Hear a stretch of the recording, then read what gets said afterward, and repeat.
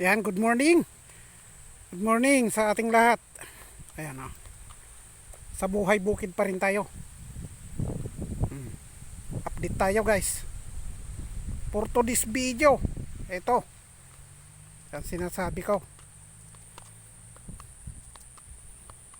Nahuli na naman tayo. Ayan o. Sa bagay, itong ating guys ay tatamnan natin ng sili. Ayan. Soon. Ayan.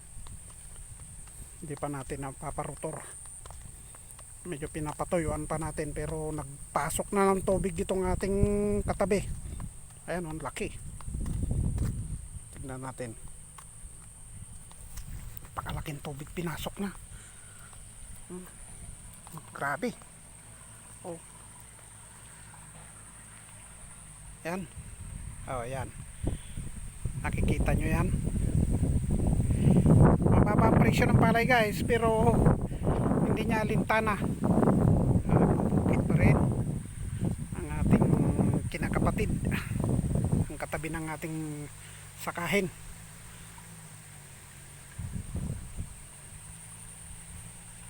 Ito lagi tayong nag-update, nag-upload ng mga ganitong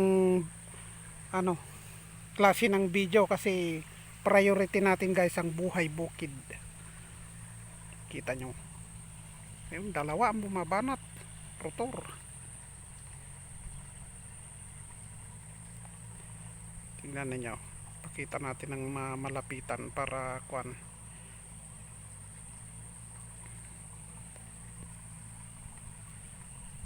Oh, ayan. Kulang pa nga sa lapit yan.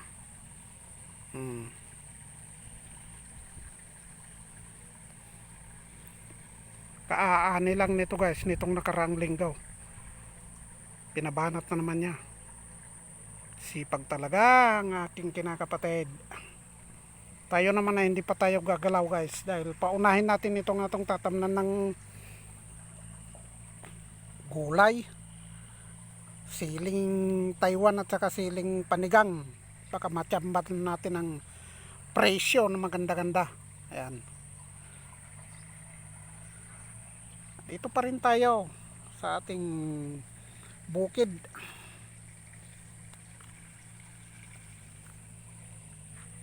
Ayan o, buti na lang nag-akyat ako ng dayami pang sa mga puno niya para hindi agad-agad matuyo pag ating itanim.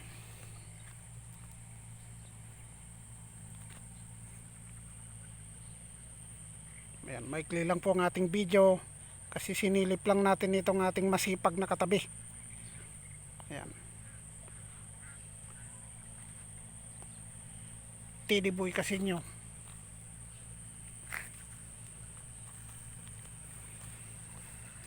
Sa presyo po ng palay dito sa Aurora ngayon, dahil medyo sabi nila ay gumanda-ganda na, pero nung malakas ang ulan maganda rin ang baba. Dati umabot na ng 13, ngayon 11 na lang, 10.50 dito. Kasi guys, kahit hindi tinatanong kikwento ko sa inyo, ang mga ahinte dito sa amin, pag yung may nag-reaper at malakas ang araw, mataas ang presyo. Pero pag kinabukasan ay umambon lang, biglang baba ang presyo. Ganyan ang ginagawa ng mga ahinte rito. Kaya sila ang nagpapalugi sa amin dito sa Aurora. Isama mo na rin yung mga buyer na binibit-bit ang presyo. Kawawa naman itong mga magsasakang katulad ko guys. Ang mga buyer bit-bitin man nila ang presyo katulad ng sinabi ko. Ang mga ahente naman ang gumagawa ng paraan para ibaba ang presyo.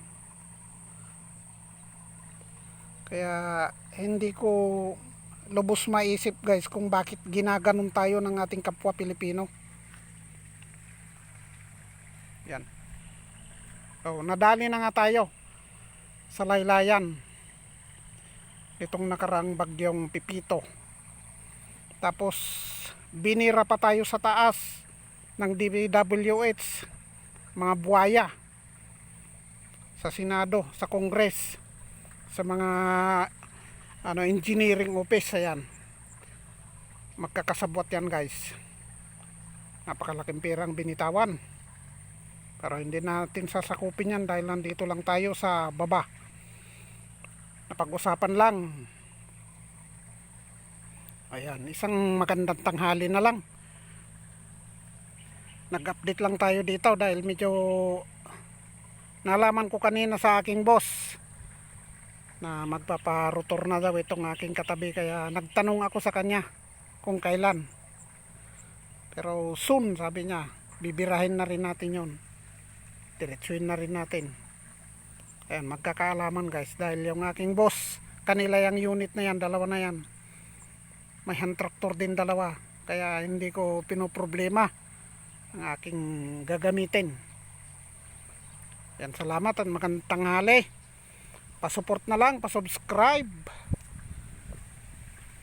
pakishare, pakipindot ang notification bell para updated kayo sa mga marami pang videos na i-upload ni Manong Lakay, assorted vlog.